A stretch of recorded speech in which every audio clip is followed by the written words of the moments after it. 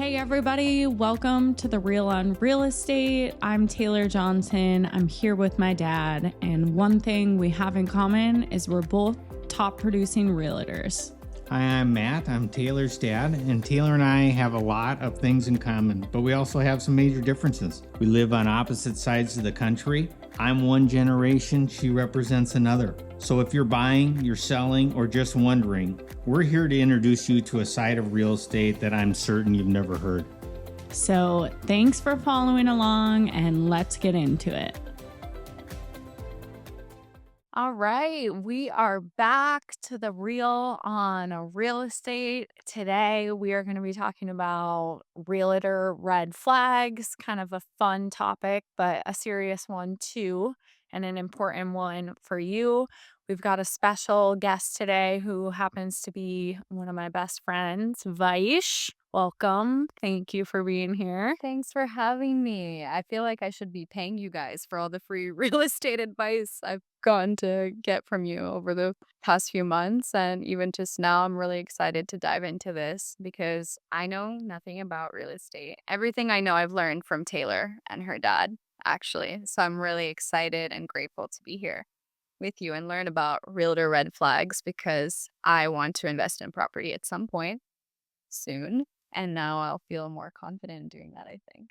And I think it was something, the topic came up last time on our last episode, and that's why we decided to focus in on it today, because it's this conversation that being, like we talked about last time, just being a good marketer isn't enough to be a good realtor. And there's a lot of different hats you have to wear as a realtor, a lot of different roles we play, a lot of different parts of the process that we're in that takes a very wide array of a skill set, I think. From being organized with the transaction and the actual paperwork to doing the showings to the marketing aspect to the inspections. I mean, there's a lot of moving pieces to what goes into being a realtor. I mean, I'm always blown away because I've been hanging out with Taylor the past few months. And I think to be a realtor, you have to kind of be superhuman. That day you told me you had 60 calls. I can't even imagine taking more than 5 to 10 calls a day. So I think it takes a very specific kind of person to be able to handle this role and responsibility. And I had no idea that it was so easy to even step into this role, and so many people could just become realtors without holding that responsibility, or that they could even hold it so lightly. Because, I mean, that's shocking to me that you can handle thousands and thousands, sometimes millions of dollars without being cut out for it. So I'm really curious what your experience is in this industry of the standards that you set for yourself and where you feel it falls short and how people can know. And I think this is a huge topic right now. We had the NAR settlement, and it's a big discussion of whether realtors earn as much commission that we're currently making. And my dad and I have had these conversations before that the answer is no, not everyone should be making as much money as they're making in real estate based on their performance. And it's really interesting, just, so people understand is that to sell real estate, you either have to be a broker yourself or be under a broker. And within each of those brokers, there is agreements, either to represent somebody as a buyer or represent somebody as a seller. The parties have to contractually sign up a deal and be committed to you. And I think where consumers have a difficult time with that at times is it happens very early in the relationship. They might have just met this realtor, and all of a sudden you are being asked, and this NAR settlement is actually forcing upon the contract To happen even quicker, which has never made any sense to me because I don't think that that's fair to consumers to sign up a deal without really having a good opportunity to understand the capacity of that particular realtor. And so they might, you might say, well, you could look up their volume. But with a lot of industries, just because you do a lot of the business doesn't mean you're any good at it. Just means you do it a lot. And so volume is not a good indicator It, of. it's a indicator, not the indicator. And I think a lot of people, automatically assume if somebody does a lot of volume, that automatically means they are the best fit for them. And why is that not the case? Well, I think what happens is, I guess we kind of all see this in our careers and where we're at. We kind of find our niche, and some agents tend to be upper bracket agents.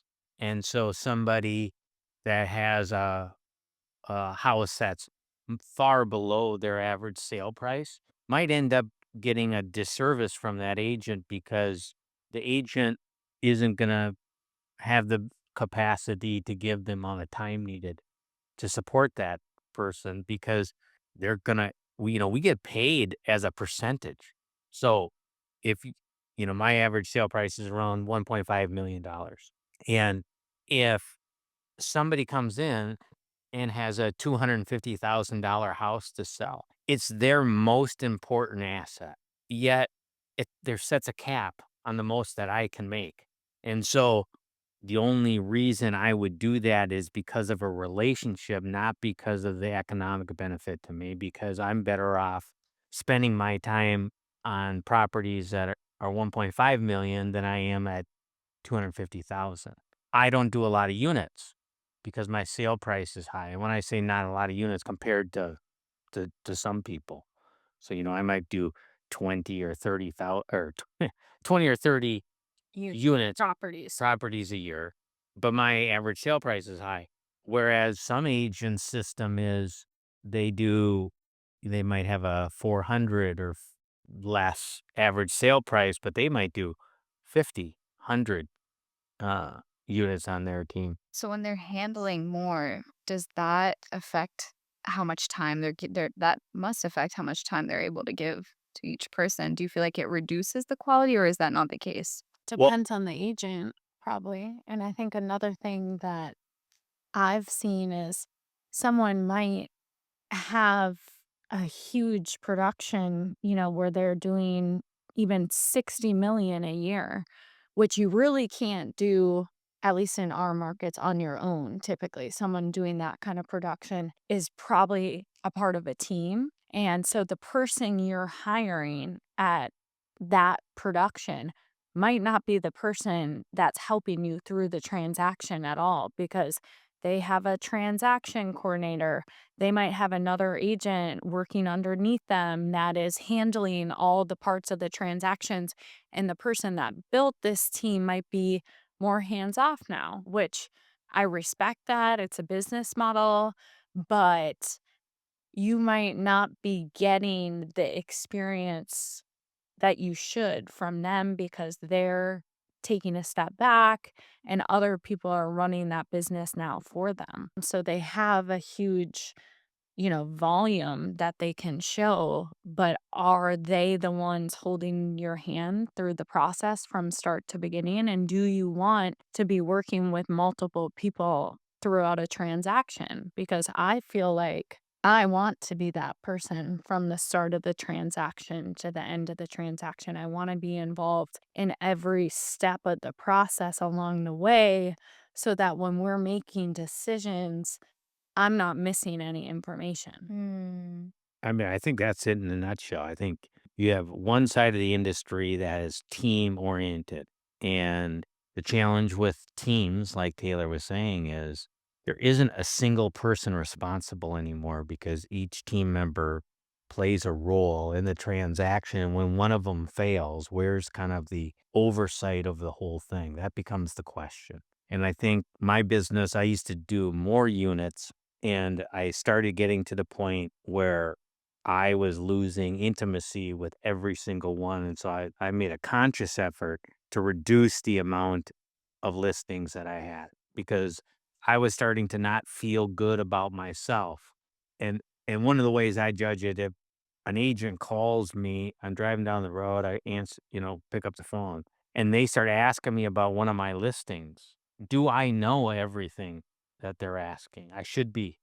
And if you're not able to do that, or hey, I'll have to look that up and get back to you, then I think that's where I've kind of used as my measuring stick of, hey, I'm diluting myself too much.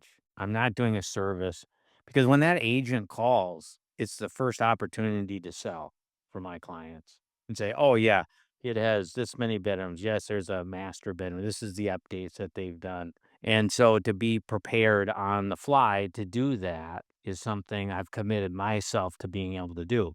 And so I think Taylor and I kind of share that, we're very controlling. A lot of people take that as like a negative connotation, but we see it as our responsibility to like ensure that every piece we know what's going on because one of those might be the difference in the profitability for our clients or if they get a property that they want or all the little pieces of it we take that seriously and we don't want to risk their success because we've deluded ourselves so far.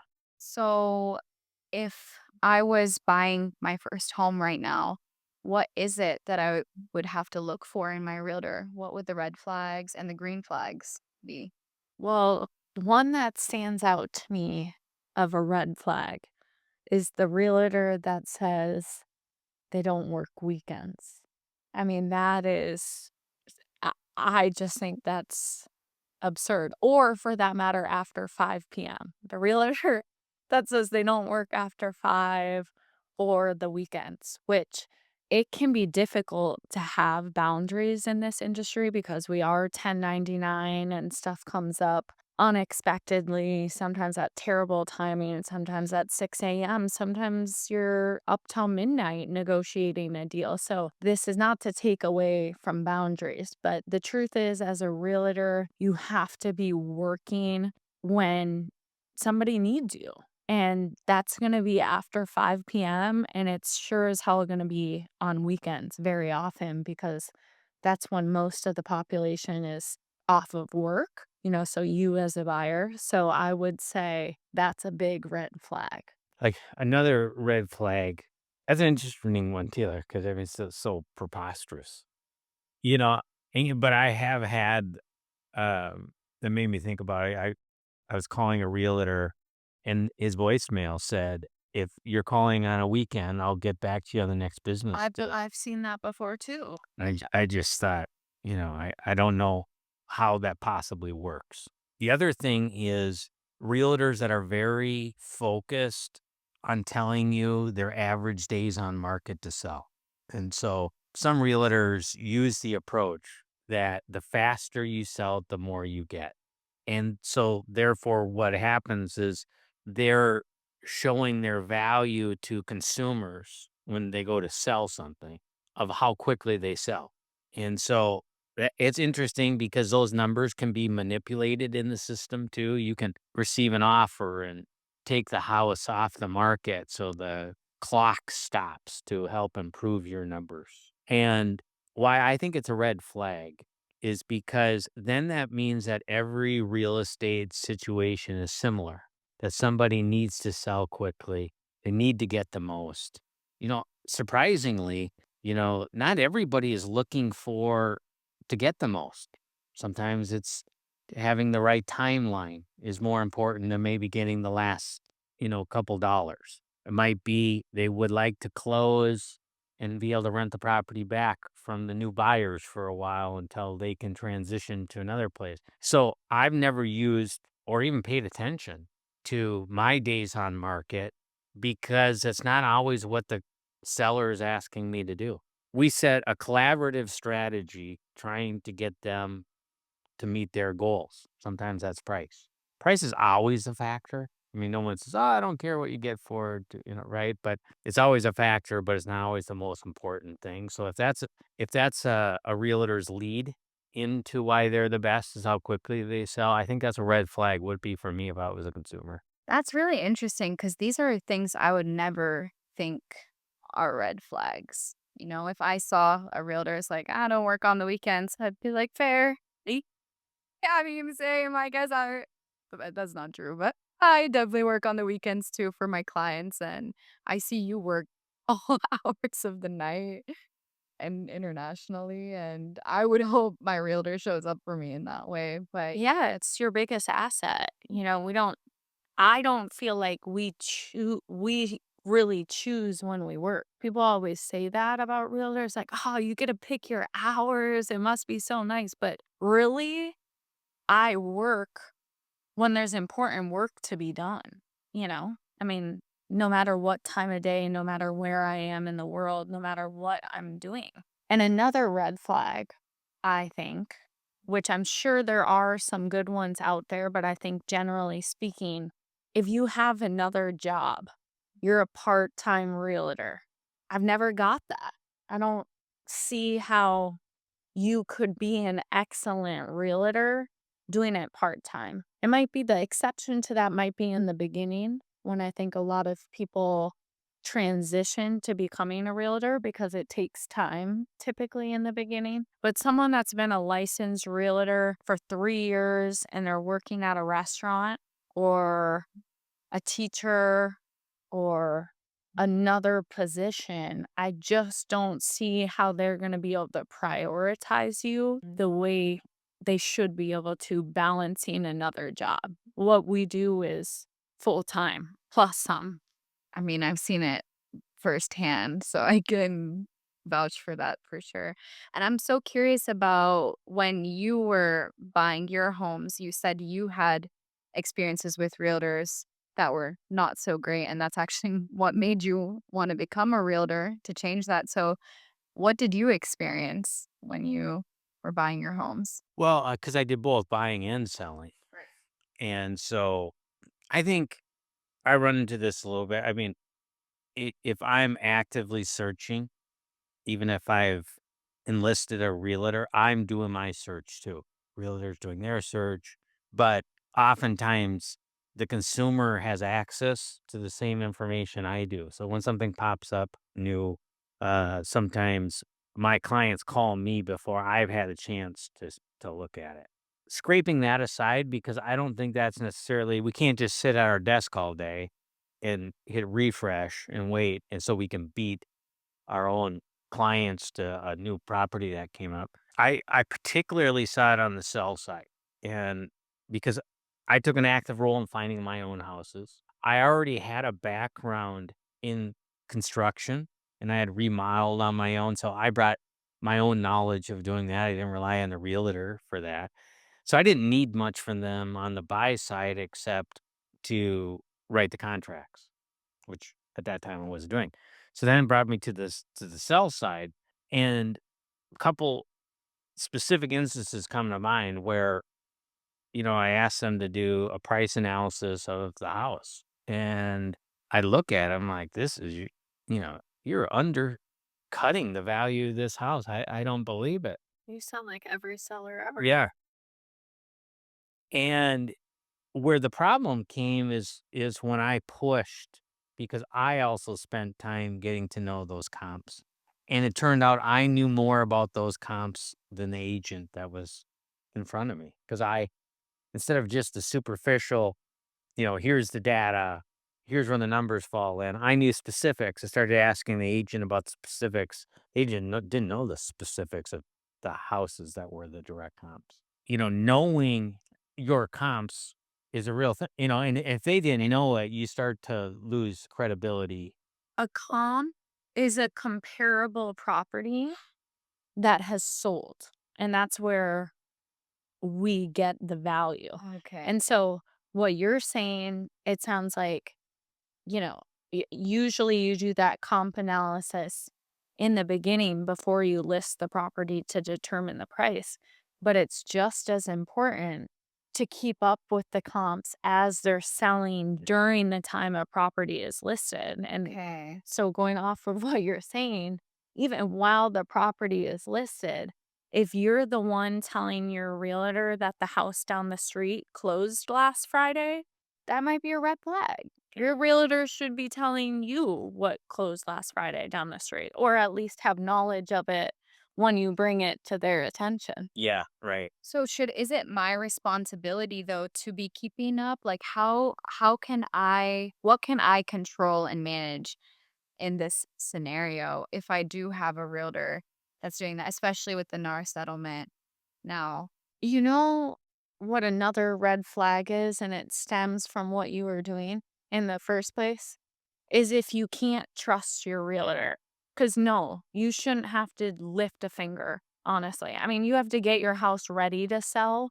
That's a huge role. And, when you're on the buy side, working with a lender, if you're financing and getting all your finances, that's your responsibility. But as far as pricing the property and a game plan, no, you shouldn't have to do a thing. And really, what my dad was feeling with his other realtor is a mistrust from the beginning, and that's the only reason he was pulling his own comps in the first place. And if you are pulling comps on your own listing, you probably don't trust your realtor. Well, I didn't have a connection to these realtors because I use multiple realtors, and so what I was God, you were one of those too? so what I was doing in preparation of their listing presentation is doing my own research so that I could check them on their knowledge. So when they kind of when it turned out that I knew more than they did about the specific comps, then that was the red flag. Why was there But I think you're 100% right, Taylor. I think as your career progress, your business tends to be people that you've already worked with, and so they've already established the confidence in you. Another way of saying that confidence is trust. They trust you. So that experience, once you find a good realtor, I can tell you it's huge value to people because it takes the pressure off. They know they're in good hands. They know they have somebody that's looking out for their interests first. And then none of those things you have to worry about because they're doing them. But your question is, or I think what this question is about, isn't for the people that have already found a realtor that does a good job and they already trust. What about the people that don't, and what questions can they ask? right? What are the things that they can, do to make sure they don't sign some long contract that NAR is requiring at early stages, Mhm. get saddled with somebody, and only find out when you're neck deep that this person isn't a good fit, or they're not that good in the first place. Whatever it is that you're stuck with them, and like, what steps can you take? People that just talk about days on market, Yeah, and the volume isn't the only thing that matters. volume isn't the only thing that matters. Do they have time for you? I mean, that's a reasonable question. How important is my purchase or my sale to you? That's a reasonable question. Yeah, you can ask that give them an opportunity to say. Maybe the agent's gonna say, "Listen, I can do this, but I'm very busy, and so you gotta trust me. I'll be doing the job, but my communication isn't gonna be as good." I don't know what they might say, but it's an opportunity to ask them if they want the work and if they have time for you, because the newer somebody is in experience in real estate, the more time they need, which is another You episode, mean as a buyer? Yeah. you know? Well, this is brings up a really interesting point because like you mentioned earlier, you handle an average of $1.5 million homes. And obviously for a first time home buyer, that might not be their go to. So it end up being that we end up with newer or more inexperienced realtors and maybe people, and I feel like that's who needs the most support is first time home buyers. You either end up with a newer, not as experienced realtor. You might end up with a realtor that's not that successful. Or the other option is you end up with a realtor that, despite it not being the biggest return for them, they really are passionate about first time home buyers. And I have a huge sweet spot for first time home buyers because I had my dad when I bought my first place. So, the process was super smooth. I had someone helping me the whole way through on exactly how to do it. I represented myself the first time I bought a house. I didn't use a realtor, but I had my dad, and I think it's the best feeling in the world to do that for first time homebuyers, even though they take so much time and usually they don't have the biggest budget, which is okay. It's a stepping stone in life. It's a huge accomplishment. But I think generally speaking, would you agree it's usually newer agent, not successful agent, or a sucker agent or a sweet spot? Like, Or probably that other one from that is just it's part it might yeah, it might it relationship. it might be the relationship reason. I mean, that's how I those are the type of first time home buyers is because they have a direct connection. Could be the kid of a You past client get that I worked with in the past, your or doc guy or like a yeah, there's some sort of relationship there that you do it. And so and that's about, real estate, like any business is about relationships. Once you kind of get into my sphere, that is where my priorities lie, no matter the price. no matter the price. And because, people also go up and down in price over the course of our careers. We'll have somebody that starts off with I sold these people a house for under 300,000. And 5 or 6 years later, they bought a house for 2,000,000. And so, Nice. you also and unfortunately, they really like their house and they've been in it for like 10 years. They're not gonna buy another one. But sometimes you have people that go from 3 to 7 to 1,000,000 to, where it all starts with that first time home buyer and you're glad you did. Yeah. Some of them is because I was new in my career and you deal with a lot of first time home buyers when you're new in your career and you do a good job and it's repeat. Yeah. And I mean, for me too, for us, just our age, our peers are starting to be ready and thinking about being first time homebuyers. So for me, and where I'm at in my career and just who my sphere is, that's going to be a more and more common Right. buyer that I'm working with because the people we went to school with are starting to be ready or be first time home buyers. So I guess my next question is, how can I be the most empowered buyer? Is it that in every area there are going to be good realtors? Do I have to sort through a lot of other ones? From what you've expressed to me or explained to me about the NAR settlement, and maybe you could explain that for anyone who doesn't know what that is, because I sure didn't until you explained it. But how does that complicate things in your search to find the right realtor? Well, I think where I see the biggest, if we're talking about the buy side, the biggest complication right now with that agreement is they want a signed contract to show somebody a house. God, you're representing the buyer, Yeah, as the the buyer. Carlac. Yeah. So you have to have a signed agreement with a signed contract with a realtor that they are representing you for X amount of time before you even look at a house together. Which that makes me really nervous. Yeah, And I I mean, I think it should it because should. one of the ways to evaluate a realtor should be going and looking at a house with them and see what value they add. As they walk through the house, what do they point out? What do they fill in about the neighborhood? So it kind of shows their expertise and that all is part of a showing experience, I think. But what they want you to do now is make a commitment, to that realtor before you have any experience with them. Taylor, that situation you were just in, you were telling me about these people that also had the same fear, and you gave them an option of, what was it, a 3-day contract or something, which I don't think that's all too common. If you want to share about that, or how can we navigate this actually? I mean, in the past, these agreements are 6-month agreements, maybe a year. They're longer term agreements because you already have some sort of rapport and relationship established.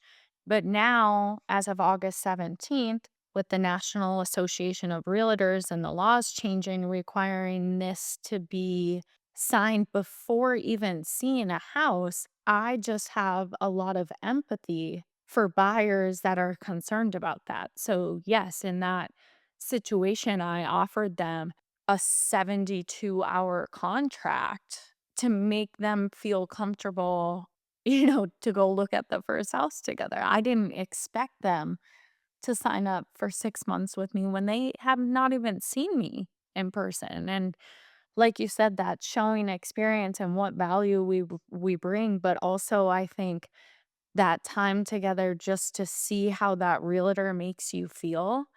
I mean, real estate is really intimate and really personal. Like, if I was your realtor, I will know why you're buying, your finances, your down payment. I'll know everything about your house and inspections, and if someone's gifting you money, and potentially how much money you're making and your debt. And it's If you have a personal. significant other, how long have you been seeing them? Or do you think it'll turn into If something? you have a dog. Because it talks about title, how do you take title if you're in a long-term relationship? I mean, Taylor's, We're gonna if get we're doing our job right, it all comes back to what she said before, which is this trust piece, is that if we're really doing our job right and really providing them the best, absolutely the best advice, we know all these intimate details so that we can also advise them, Yeah. which might include, maybe now is not a good time, Yeah, maybe you should wait until you have X, Y, and Z, and then we can get you right? a better rate, a better price that fits the needs of the house that you want. And is that something that you wouldn't see? Would that be a red flag in a realtor who is just trying to make a penny off of you, that they wouldn't turn you away even if they see that you're clearly Yeah. struggling? Or they're not asking you those questions. Ah, okay. It's intimate. You have to be comfortable asking the questions. And if you're not getting into those conversations with your realtor, then they probably don't have a very good grip on how the transaction's going. Would you agree with that? Yeah, I would. It is bizarre how much we know, and it's, as you kind of move into the upper bracket properties with some high net worth people, you still have the need for that information to do your job right, to make sure, because they ask you questions. And I used to tell the kids growing up, never ask me to give you advice if you only give me half of the information, because I could give you some really good advice that turns out to be really bad because you didn't tell me the whole story. And so I've tried to apply that to the real estate piece, and Taylor does too, is I've had clients where I haven't been able to establish that with them, that they had to come, they're always holding back on me. And you try to break down those barriers and get them to the point to trust you, but sometimes it doesn't. And the best thing to do in those cases is to have them find somebody else, because that piece of trust is what ensures that they end up making the right decision. If they make the right decision, you get paid, you have a client for life, not a problem for life. Because if you force somebody into making a bad decision, they'll ultimately blame you for it. If it's next day, Yeah. the next year, or whatever, it comes full circle and they'll hold you responsible for it. And so you're better off if you can't establish the level of trust that this job requires with people, and you're better off asking them or helping them find somebody that they can. Maybe that person doesn't exist. Some people don't trust.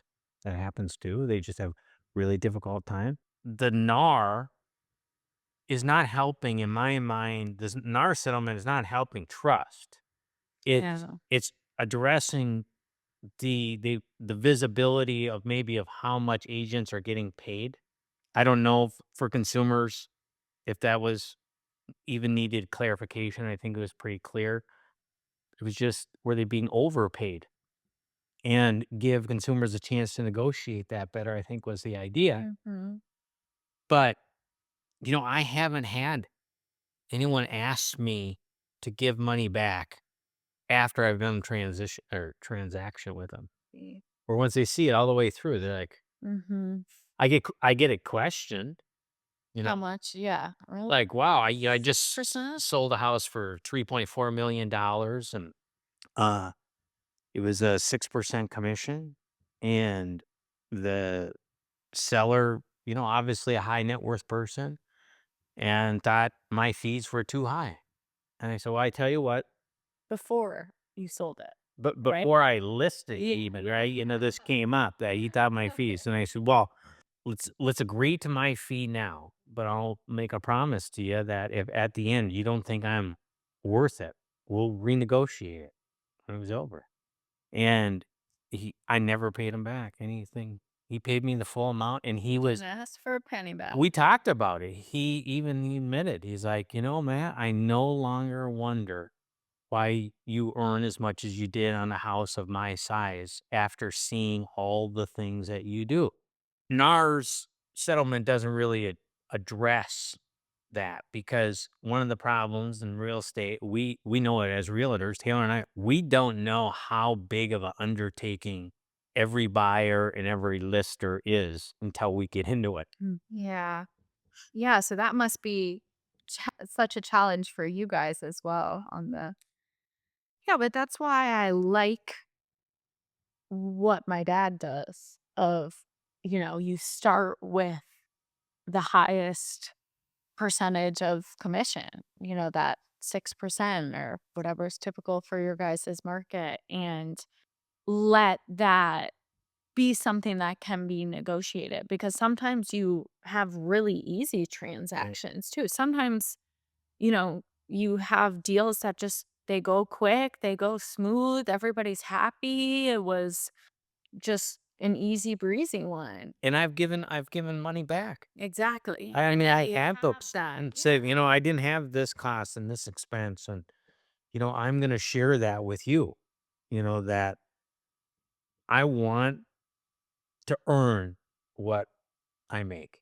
I don't want anyone to give me anything for free. I mean, that's important to me. It's important to Taylor. And so we're not asking for that. But it is a pretty unfair to ask somebody to make less upfront when it might turn out to be Nightmare. their most expensive transaction they've had with their time. Right. And that's what you don't know. But those are the types of like casual, honest conversations that I have the privilege of having with people. And some people, the way I work doesn't work for them, and that's fine. They don't use me. Then there's other people that like, okay, this makes sense. Yeah, that sounds like a fair deal. If you, if this turns out to be easier than you thought or smoother than it went, then you'll return some to me. That's a fair arrangement. People like that. But this is not the norm, is it? No, I don't think. Okay. How can we find, like, more of you up a front? Like, if I've never met you before and, I wanna see a house and I'm giving you a call and you're is it the listing agent for the property? And now I have to go into a contract with you. Should I be asking to get, like, a 72-hour contract? Is that something you would ask or Yeah, what's your read on what buyers should be doing in this whole I think it's a great question. Yeah. Well, again, this is assuming that they already don't have a realtor that they already trust. Right, Because exactly. you Yes. Yes. throw the trustworthy agents with great relationships. We're not really talking about this. So we're talking about a new consumer has no realtor connections, and they find a house and they want to go see it. Let's just take that scenario. Exactly. Yeah. Okay. Yep. And so they see a house, there's an open house maybe, or maybe there's a phone number listed. and let's just take a second to talk about, I think this is a scam, is is that you can go to these different third party sites and you'll see a house listed, Like Zillow, Zillow, realtor.com. right? Okay. And then you want to see it as a consumer. You have no realtor relationship. And it says to schedule an appointment, click here. And you're clicking, a lot of consumers Yes. are thinking it's the listing agent that they're clicking, but instead it's an agent that's paid to own Your information. that zip code. And so they're being put in. So when you click on it, it goes to them. They reach out to you and be like, "Oh, you want to see that house on Fifth Avenue? Sure, we'll set up a time and go." They go and see it with them, and you find out maybe for the first time when you get there that they're not the listing agent. So, Oh my you're right, it is a scam. I and it's certainly we talk about NAR and wanting transparency and all this, and the way that agents trick consumers into thinking they're the listing agent. So that would be something as a consumer to watch out for. Are you the listing agent? You think so. I've seen them. I'm fooled by them, and I do this professionally. Some of these different third party sites. But going back to the scenario, you want to see this house. First, you go to third party site. You find out. You think you're seeing the agent, and you get there. What do you do? This person is not the listing agent that you thought it was. And they're waiting there with their paperwork Yeah. to sign. To sign and say, "Hey, when I see this house, Oh my you gotta do it." gosh.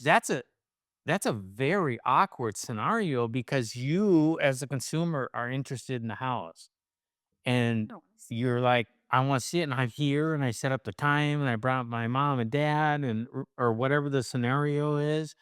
And then all of a sudden you might feel pressure to do that, to go see it I with should that agent that showed up there, and you have to sign an agreement. Then you come in, you'd love the house, hate So the she agent. signed the Yeah, agreement? she signs the agreement because she wants to see it. You might sell the house, and you think, "Boy, this agent's a complete flake." And now you don't want to be in this relationship with that agent. And they just had you sign an agreement. Is there any way to get out of it? Well, they can let you out of it. Yeah, most of the agreements are mutually cancelable if both parties agree. But that's never the question. When everyone agrees you can get out, how do you get out, right? The problem only comes if one party's like, "Oh no, hey, I use my Saturday to come over here and meet you. If you want to buy this house, you have to use me." Oh gosh, that sounds like a nightmare. It does. So how can you avoid that? You avoid that by the minute you know that you want to buy a house, whether that be now you're ready to do it or within the next year or even longer, you start networking to find the realtor first. So that when that house pops up, you don't have to worry about clicking on the pictures of the agent, set up an appointment. You're texting, calling, communicating with the agent that you've already decided that you're going to use. And you say, "What do you know about this house?" And you might be surprised if it's their market, because that's why you pick them. They might already have known about the house, might have thought about that house for you. They might know something about it, why it's not a good fit for you. There's a nuclear waste site behind that house, so I didn't even bring it up to you, right? Or, there could be a very good Smells like reason. smoke. Yeah, Yeah, right. right. That is the answer. The answer is when I want to go, when I know I'm going to buy something, what do I do to make sure I already have a partner so when the right house comes up, I'm not stuck in the scenario where I really want the house, don't like the agent, but I'm stuck with the agent. That never ends well. Mm-hmm.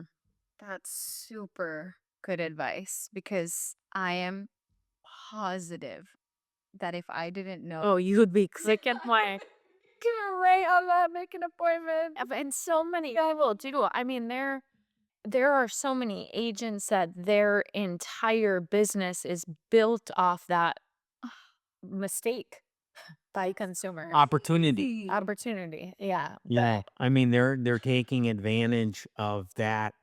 It's effective because it's misleading, I can't even right? believe that that's just normal because these sites are huge. Mhm. These Now, if it said a big box and it said I'm not the listing agent, but I'm a qualified agent in the area. If you want To see see a realtor other than the listing agent, click here.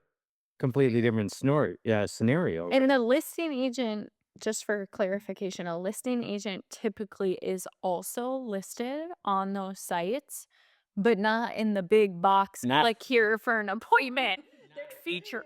Yeah, they're not, there's no picture. It's a small font of who the listing agent is. It And might say maybe, courtesy of, yeah, like, down at the bottom. yeah. And so but just to hit on it real quick before we wrap up this segment is that the other question is, are you in good shape if you use the listing agent? Which what we call in the business is dual agency. And dual agency is when the listing agent also represents the buyer. But we make it more confusing than that by also saying if you work for Compass, I'm at Compass is my I'm so brokerage, sorry. In Florida, we call that a transaction right? Versus broker versus dual oh, yeah. agency. Same thing, but Okay. So we call it, and we're up north, so we're right, is that it's it's a dual agency also doesn't just mean the listing agent, Jim, right? And he represents the buyer, but it also means any agent that works for the same brokerage. So if this Jim works for Compass and another Compass agent brings a buyer, that's called dual agency. And so dual agency is kind of an episode in itself because there's a lot of complications. But what I wanted to talk about was, is it a good idea to be represented by the listing agent directly and having that dual agency? yeah, because a lot of people make that assumption. A lot of buyers, it's a strategy for them to call the listing agent directly, thinking it's going to be of benefit to them and that they'll get a better deal as a buyer using the listing agent. Well, that and they figure if it's a competitive situation, the listing agent's going to have all the information. They're going to be able to see all everyone's offer that comes in. So if I use them, the listing agent, they're going to be like, "Hey, you came in low, but if you come up to this number, I'll make sure you get it." Right? I mean, that's why consumers do it. And the other reason that they do it, like Taylor said, is it's a, "Hey, if you're representing both the buyer and the seller, maybe you'll work for less." Yeah. And then we'll take that price off so my offer looks better to the seller. Well, so how do you guys handle it though? Because that sounds like a tricky position for you as realtors to be in. So how do you personally handle it? Well, like he said, I think that's a whole episode within itself. But I think you were making a point overall of if that's a good idea. Well, And for consumers that truly don't need any support, all they need is somebody to write the transaction up.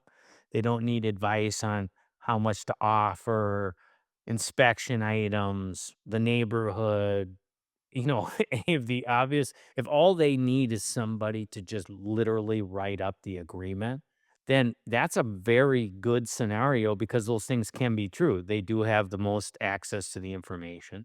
They also have a tendency to work for less under that scenario. That certainly happens. So it could be beneficial. But if you need any support over and above that, is when you should start asking yourself if it's worth the risk.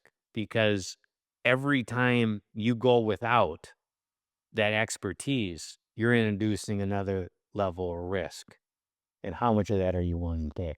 in particular, when the seller is paying commission for their listing agent and the buyer's agent, as much as I love when people come to me directly on my listings, if I'm being honest, I think it's in a buyer's benefit to have their own representation of someone that's only looking out for them. They're not looking out for the seller and being the middleman to make everybody happy. They're only there to serve you, Mm, you know? that is really great advice. I don't know what I'd be doing if I didn't have you guys filling me in on all these things. Well, I mean, I think there's more people that don't, than do. I mean, especially, with a lot of the younger buyers coming up, first time home buyers, and they believe, generally, just between generations, I see this with Taylor and what her generation is willing to do electronically versus what mine might be willing to do. People are buying more houses without ever seeing them, as an example, right? And so, And doing more transactions over text than ever before. right. Don't even pick up the phone. That's crazy. I'm a caller. Yeah, I'm definitely a caller. So, I mean, those are all the things that I think there are people that get so used to doing transactions, without any intimacy to them, that they start extending it to major purchases like houses. And I just am not a fan.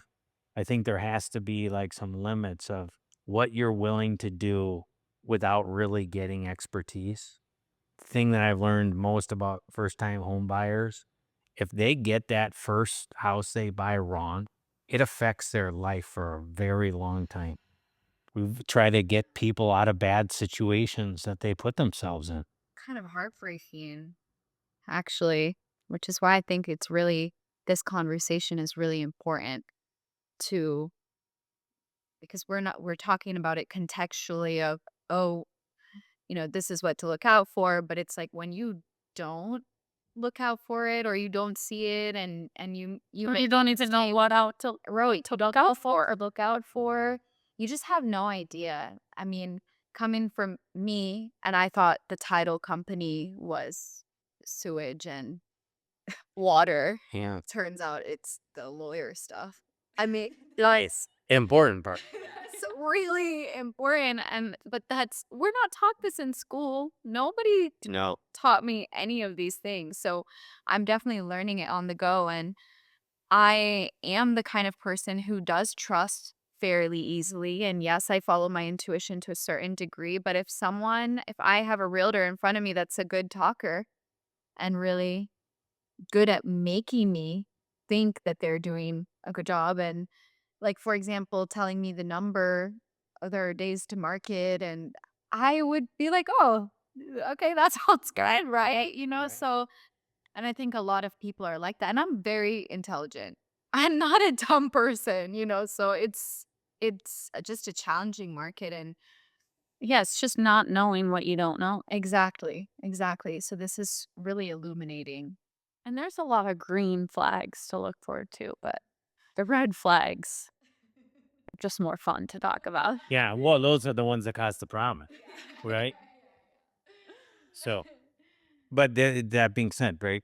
I mean, there's agents that we both know in our market that you meet and you say, no, that's a good agent, and you respect them for what they're doing. So it's not limited to just Taylor and I. I mean, there's other realtors out there that do a good job, and so there's plenty of those green flag people. And at the end of the day, I think what it really comes down to is, they put their needs ahead. You know, they put their customers' needs above their own, and they have to be in the financial situation to do that too. And because it's a green flag and a red flag at the same time is, how financially secure is your agent? I mean, it seems, we're asking how financially secure you are, so we can help you make a good decision. But when I was in corporate America, I managed a lot of outside salespeople. And in the business that I was in, commodity stuff, that the agents that spent all their money every month were my best agents because they had to go sell to sustain their lifestyle. We're hungry. They're hungry. And what I can tell you, somebody that managed those people, sought them out, hired them, that is not what you want in residential real estate. You want an agent that is financially secure themselves, so much so that they don't have to sell your house to pay for their own. And so it becomes a real question about what happens is even good people, when they're faced with some economic hardship, they start to confuse what's best for them and what's best for their clients. But I think the agents that make enough money doing this are in the best position to separate what's good for them for what's good for their consumer. And that is incredibly important. Because if I have to sell your house this month because I've already overextended myself to get this payment, what advice am I gonna give you versus, "Hey, I wanted to sell. I mean, I'm not doing this for free. I need the income or something, but I don't need it today." Completely different capacity to give good advice. Right. That's a really good thing to look out for. Because then there's that more detachment and neutrality, and you know that they're not just gonna advise you on what's gonna make them money. I'm sure there's so much more we could unpack about this, and it sounds like we have a few more episodes to talk about to duel or not to duel agent. Mhm. And I feel like I've gotten so much from this, and I hope everyone that's listening in also got a lot from this episode. Thank you guys so much for having me on and answering all of my questions. Thanks. Thanks for being here, and looking forward to next time.